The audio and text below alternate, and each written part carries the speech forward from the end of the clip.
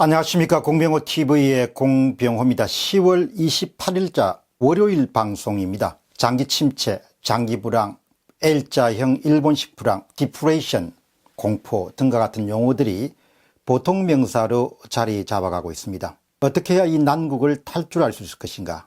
삶이란 것은 항상 문제와 함께하기 때문에 정신을 똑바로 차리고 현실을 직시하고 올바른 해법을 찾아내는데 총력을 기울여야 될 것입니다. 첫 번째 질문은 당면 과제입니다.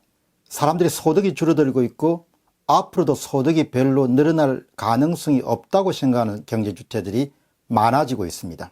따라서 경제주체들은 지출을 줄이기 때문에 개개인으로 보면은 아주 합리적인 결정이지만 나라 전체로 보면은 심각한 유효 수요 부족 문제에 당면하게 됩니다. 수요가 없다는 이야기죠. 여기서 자연스럽게 장기 침체, 장기 불황이란 단어가 떠오르게 됩니다. 특별한 조치를 취하지 않고 그냥 지금 상태로 계속하면은 한국은 장기 침체와 경제 위기라는 것을 벗어나기가 힘들 것이다 이렇게 봅니다. 그러면 자연스럽게 우리가 이끌어낼 수 있는 결론은 나라 전체의 유효 수요를 어떻게 만들어낼 것인가, 유효 수요를 어떻게 이끌어낼 것인가, 그런 중간 결론에 도달하게 됩니다. 우선은 재정 지출을 굉장히 효율화해야 되죠.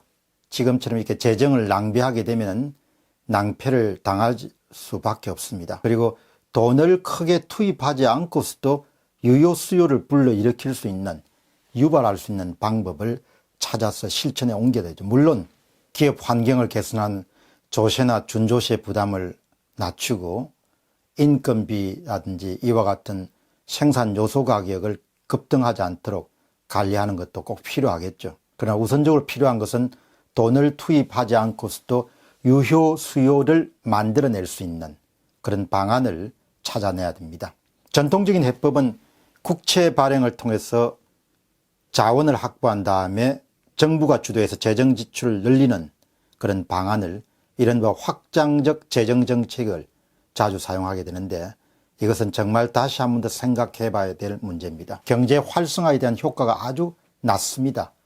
그리고 지금처럼 정부가 대폭 늘리고 있는 현금 복지는 상당한 자원 낭비로 연결되고 경기 활성화에는 크게 도움이 안 되는 그런 결과를 낳게 될 것으로 봅니다. 마찬가지로 금리를 낮춰서 통화 공급을 늘린다고 해도 생산적인 용도로 자금이 흘러갈 가능성은 매우 낮습니다. 따라서 틀에 박힌 확장적 재정 정책이나 확장적 금융 정책만으로는 한국이 장기 침체를 벗어나기 가능성이 매우 낮다는 것이죠. 그럼 해법은 없느냐? 다음 질문은 파격적인 해법입니다. 새술은 새 부대에 담아야 된다는 옛말처럼 우리가 갖고 있는 고정관념의 틀을 한번 깨보면 어떨까라는 생각을 해보게 됩니다. 유효 수요를 늘리는 방안은 좀 더 파격적인 발상의 전환으로 접근할 필요가 있습니다. 그 방법은 반드시 재정을 투입해서 혹은 금리를 대폭 낮춰서 유효 수요를 자극하는 그런 고정관념을 탈피할 필요가 있습니다. 도심 재개발 사업에 눈길을 주어야 됩니다.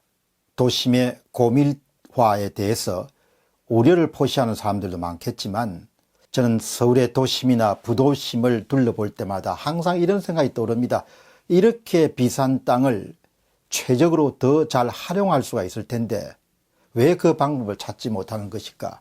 그런 아쉬움을 갖고 있습니다. 서울만 하더라도 사대문을 막 벗어나기만 해도 더 효율적으로 활용할 수 있는 공간이 많습니다.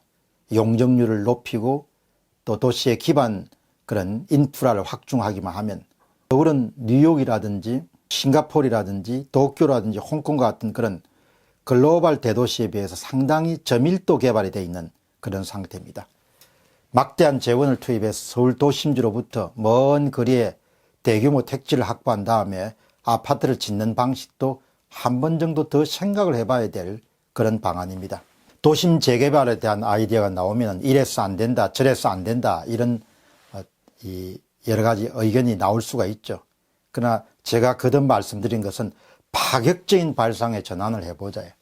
경제 상황이 워낙 어렵기 때문에 관련 규제를 푼다는 수준이 아니고 관련 규제를 아예 그냥 혁파한다는 그런 차원에서 민간 사업자들이 주도해서 도심 재개발 사업에 뛰어들 수 있도록, 그래서 택지 공급을 크게 늘리는 것 없이도 상복합과 같은 그런 건축물을 허용하는 방법들이 한 가지 유력한 대안이 될 수 있지 않겠느냐.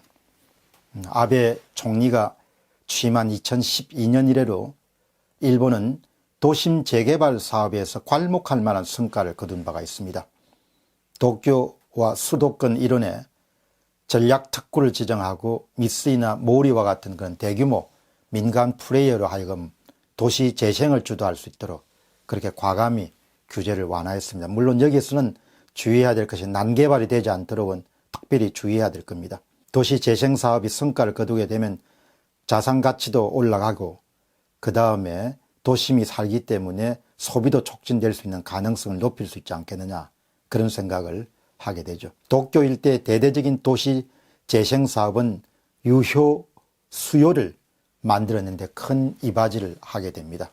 그 다음에 이제 또 한 번 또 파격적인 발상의 전환을 할 수 있는 것은 도시 외곽에 오랜 역사를 갖고 있는 그린벨트에 대해서도, 그린벨트로서의 기능을 상실한 부분에 대해서도 좀 대규모 그런 규제 완화가 저는 필요하다고 그렇게 보고, 또 러시아식의 어떤 다차와 같은 세컨하우스, 두 번째 집을 사람들이 가질 수 있는 그런 부분에 대한 출구를 허용해 주는 것들도 이 장기 불황을 벗어날 수 있는 하나의 유력한 대안이 될 수 있지 않겠느냐, 그런 생각을 하게 됩니다.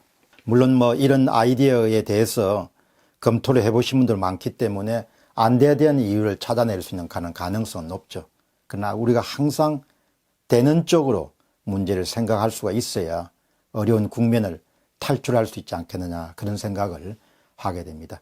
현재 한국이 겪고 있는 어려움은 제가 거듭 말씀드리지만 자원의 문제가 아니고 인재의 문제가 아니고 우리가 갖고 있는 생각의 문제이기 때문에 우리가 오랫동안 가져왔던 생각을 다시 한 번 더 생각할 수 있는 그런 곳에서 탈출구를 찾아낼 가능성이 높다는 점을 강조하고 싶습니다. 공병호 TV의 공병호였습니다. 감사합니다.